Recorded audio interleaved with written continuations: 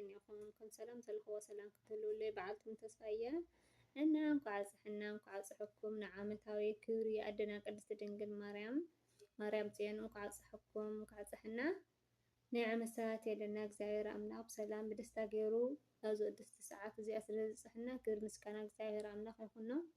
ኣብ ስደት ዘለና ድማ ብሰላም ደስታ ገይሩ ላፍቲ ቅዱስ ቦትኡ የውቅዐና ብሰላም ብዓዲ በረኻ ይጓስየና ሰላም ይፍቅሪ ንህዘና ይወርደና እና ናይ ዓመታዊ ክብሪ ብስም ስላሴ አሚነ መብርሃነ ደይ ተማጺነ መዝሙር ንእሽተይ ክዝምር እየ ንበረከት ኾነና ማለት እዩ።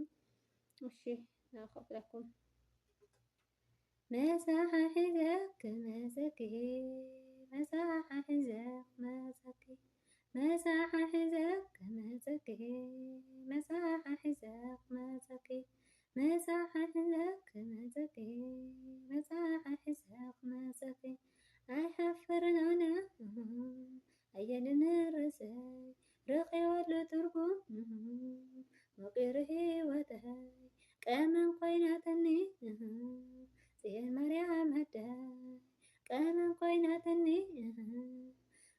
ጽዮን ማርያም ኣዳይ መሳሐ ሒዘክ መዘኪ መሳሐ ሒዘክ መዘኪ መሳሐ ሒዘክ መዘኪ መሳሐ ሒዘክ መዘኪ ተመኒየ ነይረ ንሳለም ታወትኪ ተመኒየ ነይረ ወሰቲ ጸበልኪ ሎሚ ሰሚርለይ በጺሐ ገዛኺ ሎሚ ሰሚርለይ በጺሐ ገዛኺ መሳሐ ሒዘክ መዘኪ መሳሐ ሒዘክ መዘኪ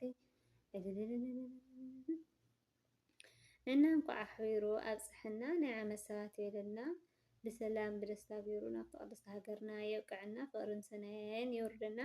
ሳብስክራይብ ዘይገበርኩም ሳብስክራይብ ገበሪኹም ቻናለይ ቤተሰብ ኩኑ ኣሕዋተይ ማዕረይ ምትዋእኹም ኣይፈለየኒ ሰናዩ እና ንእሽተይ ናይ ጽዮን ትገልጽ ድማ ይዘየኒኹም ንኣኸፍለኩም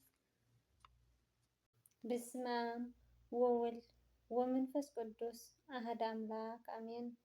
ጽዮን ማለት እንባ መጸግዒ ምሕብኢ ማለት ክኸውን ከሎ ብልቢ አምላኽ ቅዱስ ዳዊት ብገዛ ወዱ ኣቦ ሰሎሞን ክቆትሎ ምስ ተልኣኸ ካብ ቤት ዝመንጠለ ናይ ጽዮን እንባ ምሕብኢ ምግባር እዩ።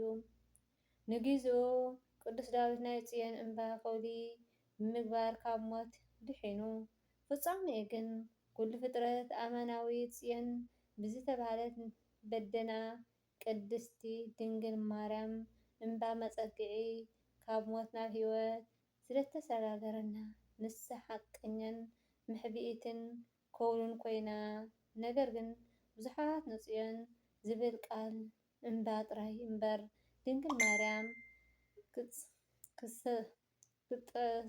ክትጠቅስ ኣይክእልን እዩ ብምባል ይዛረቡ እዮም።